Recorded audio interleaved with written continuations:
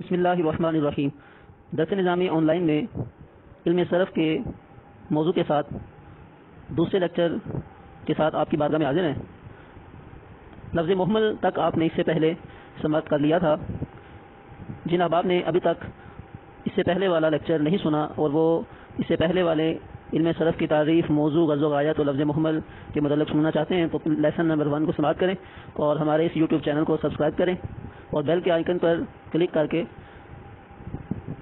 Notifications کو آن کر لیجئے تاکہ ہماری ہر آنے والی ویڈیو آپ تک بآسانی پہنچ سکے۔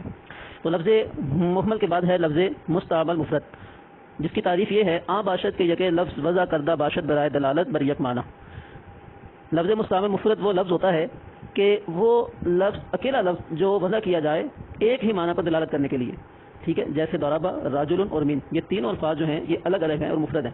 ضربہ الگ ہے، راجل الگ ہے، من الگ ہے، اور یہ تینوں جو ہیں وہ ایک ہی معنی پر دلالت کرنے کے لیے بنائے گئے ہیں، تو اس لیے یہ کیا ہے لفظ مستعمل مفرد۔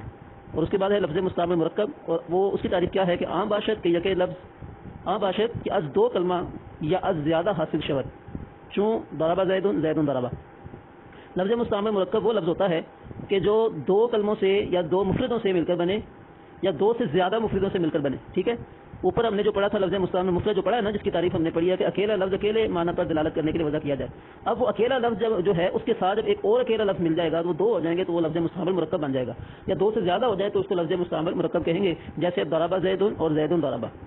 اس کے بعد ایک نوٹ ہے، اور یہ نوٹ جو ہے ایک محذوف سوال کا جواب ہے، اور سوال یہ ہے کہ علم صرف کو علم نحو سے پہلے کیوں پڑھایا جاتا ہے؟ ہم بھی آپ کو درس نظامی آن لائن میں ابھی گرامر پڑھا رہے ہیں، تو سوال یہاں پیدا ہوتا ہے کہ علم صرف جو ہے اس کو پہلے کیوں پڑھایا جاتا ہے، علم نحو کو پہلے کیوں نہیں پڑھایا جاتا؟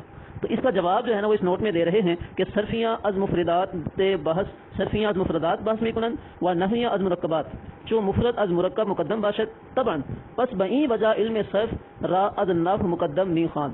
تو فرماتے ہیں اس سوال کا جواب دیتے ہوئے یہ فرماتے ہیں کہ صرفی جو ہوتے ہیں نا، جو صرفی ہوتے ہیں وہ مفردات سے بحث کرتے ہیں، اور جو نحوی ہوتے ہیں وہ مرکبات سے بحث کرتے ہیں، ٹھیک ہے۔ صرفی مفردات سے بات کرتے ہیں اور نحوی مرکبات سے بات کرتے ہیں، اور کہتے ہیں چونکہ مفرد جو ہوتا ہے وہ مرکب پر طبعا مقدم ہوتا ہے، طبی طور پر مقدم ہوتا ہے، یعنی پہلے ہوتا ہے، تو جب مفرد مرکب سے پہلے ہوتا ہے اور صرفی مفرد سے بات کرتے ہیں تو اس لیے پڑھانے میں بھی علم صرف کو پہلے پڑھایا جاتا ہے۔ جس طرح مفرد مرکب سے پہلے آتا ہے، اسی طرح مفرد کو مفرد سے بحث کرنے والے جو صرفی ہیں وہ صرفی جو ہے صرف کو وہ پہلے پڑھا جاتا ہے۔ تو یہ اس سوال کا جواب ہے کہ صرفی جو ہے وہ مفردات سے بات کرتے ہیں، نحوی مرکبات سے بات کرتے ہیں، چونکہ مفرد مرکب پر طبی طور پر مقدم ہوتا ہے، اس لیے علم صرف کو پہلے اور علم نحو کو بعد میں پڑھایا جاتا ہے۔ اس کے بعد سے اقسام کلمہ ہے، اسم، فعل، حرف۔ اسم آ کلمات کے برمانہ مستقل دلالت بنفسہ ہی کنن و مقترن بیکے از ازمینۂ ثلاثہ، ماضی، حال اور مستقبل۔ تو کہتے ہیں کہ اس کے بعد کلمہ کی 3 اقسام ہیں، نمبر 1 اسم، نمبر 2 فعل اور نمبر 3 حرف۔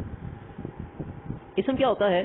اسم وہ کلمہ ہوتا ہے کہ برمانہ مستقل دلالت بنفسہ ہی کنن، کہ وہ اپنے معنی پر بذات خود مستقل دلالت کرتا ہو، ٹھیک ہے، اور کسی زمانے کے ساتھ 3 زمانوں میں سے، 3 زمانے کون سے ہیں؟ ماضی، حال اور مستقبل، ان 3 زمانوں میں سے کسی کے ساتھ ملا ہوا بھی نہ ہو۔ انشاءاللہ تعالی فعل اور حرف کی تعریف آپ کو اگلے لیکچر میں پڑھائی جائے گی۔ اللہ تعالیٰ آپ سب کا عمل و ناصر